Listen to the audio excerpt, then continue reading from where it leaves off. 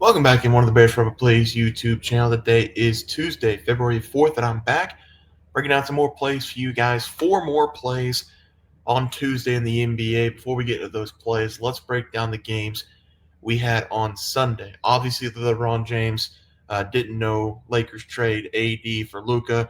Another trade last night, De'Aaron Fox going to the San Antonio Spurs. Spurs looking awfully dangerous, kind of in a way. They've been playing decent defense most of the season. Now they have Chris Paul, Fox, and Wemby. Could be fun over there for San Antonio. We'll see what happens the rest of the year. But for Sunday for us, 76ers, they did get the cover. Up by 18 in this game in the fourth quarter. Yeah, I think in the start of the fourth quarter, up by 18. And just how 76ers do this season, they find a way to lose games. So they lost the game by 8. Boston went on an incredible run, and they ended up winning the game by 8. But we did get the cover there. Bucks minus 2.5. They stink. They stink. That's the analysis. They stink. No Ja Morant in that game. Defense was decent. They just couldn't make a shot to save their life. Damian Lillard couldn't make a shot to save his life. Giannis kind of turned it on in the fourth quarter, but not enough for us to hit the 33.5 points. I think he had 30 in the game. One winner was Evan Mobley as the Dallas Mavericks in the first game without Luka, even though he's been hurt. They go down by 60 points, I think, in this game, and then they lose the game by 40.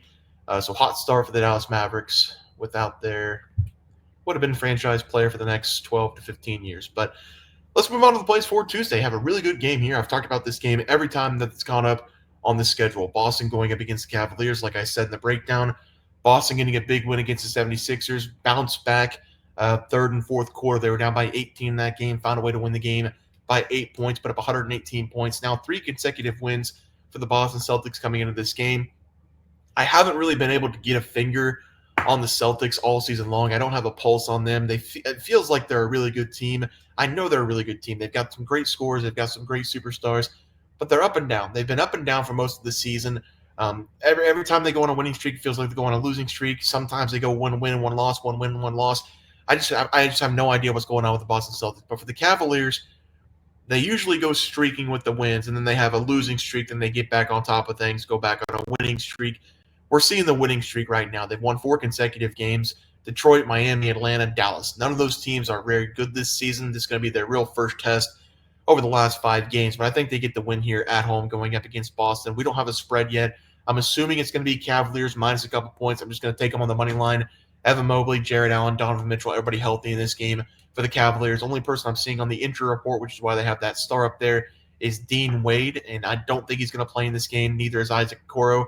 So, I mean, role players, I guess you can say, get you 10 points off the bench, maybe 8 points off the bench. But the starting 5 for the Cavaliers is what we need in this game. The defense is what we need in this game. I'm going to take them on the money line at home as the first play of the day. For the second play today, we're going to be looking at the Lakers, the new addition of Luka. He is not going to be playing this game. He is still dealing with that calf injury. So I don't know when he's going to come back. Hopefully soon. I'd love to see him play, but we've got a matchup going up against the Clippers in this game, and I'm looking at the schedule right now. We have the Mavericks on the 25th for the Lakers, so that will be the game to circle. That will be the game to watch. But kind of like what the Mavericks did the other night going up against the Cavaliers, they had that 60-point blowout, then they lost the game by 40. I think this is going to be the exact opposite. I think the Lakers are riding high right now. I think they've got a lot of momentum. I think the chemistry is way up. I think everybody's happier now that they have Luka Doncic. We're going to see a couple new faces in the lineup. I see Dalton Connect in there. I see Jackson Hayes in there. Those are some good energy guys. Those are some good high-quality players as well. So I'm going to take the Lakers here against the spread. Not sure if they're going to be a favorite or an underdog because Kawhi Leonard, James Harden are playing for the Clippers, but I think the Lakers might be just a small underdog going into this game. I think they're going to win it outright pretty easily. I think that Lakers organization is riding high right now after that Luka trade, and I think the players are going to show it on the court. I think they're going to play high pace. I think they're going to play with a lot of energy. I think they're going to win this game outright against the Clippers. We do have, like I said, a couple new faces in the lineup. I think they're going to contribute well. I'm going to be talking about one of those guys for the player prop. But, yeah, I like the Lakers in this game. I think they come out with a lot of energy and win this game outright against the Clippers. So give me the Lakers against the spread as the play. I will take the points if I'm getting points, but I still think they win this game outright. But Lakers against the spread as the second play of the day.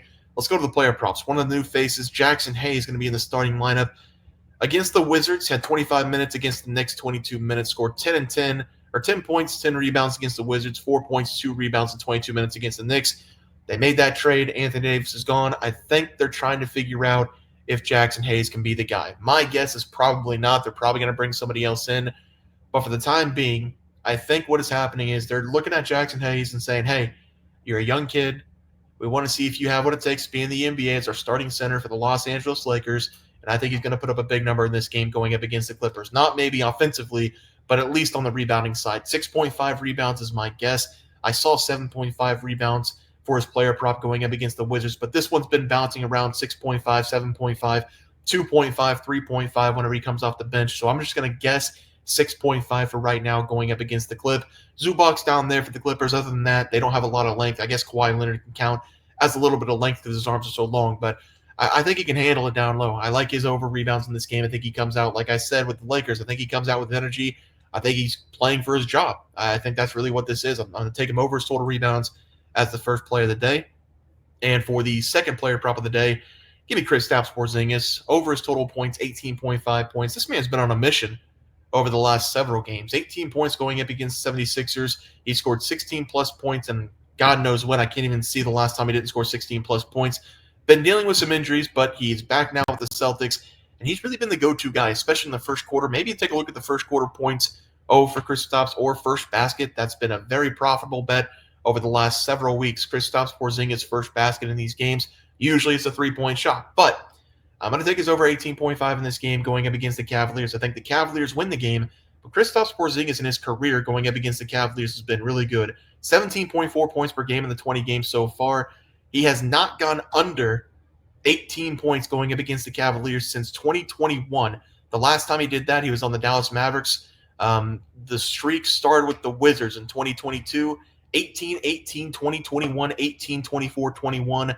With the Boston Celtics, he scored 20-plus points in 3 of the 4 games going up against the Cavaliers. He shot double-digit times going up against the Cavaliers in 6 consecutive games. I think that continues in this game, and I do think he's going to hit a couple threes from the outside. Usually, people think, well, Evan Mobley, Jared Allen, some more athletic bigs are going to be able to get out there on the corner and stop Kristaps Porzingis from shooting threes. But looking at the numbers, Kristaps Porzingis, 6-plus three-point attempts in every game against the Cavaliers as a Boston Celtics. So I'm going to take his over total points in this game, 18.5 as the final play of the day. And let's go move on to the recap graphic. We are going to be taking the Lakers. We're going to take them against the spread. I think we're going to get a couple points in that game going up against the Clippers, even though I think they win that game outright. Cavaliers on the money line going up against the Boston Celtics should be a really good game there. Kristaps over his total points going up against the Cavs. He usually hits that number going up against the Cavaliers in his career. And then Jackson Hayes over 6.5 rebounds, maybe 7.5. I'm taking a guess on the rebounds.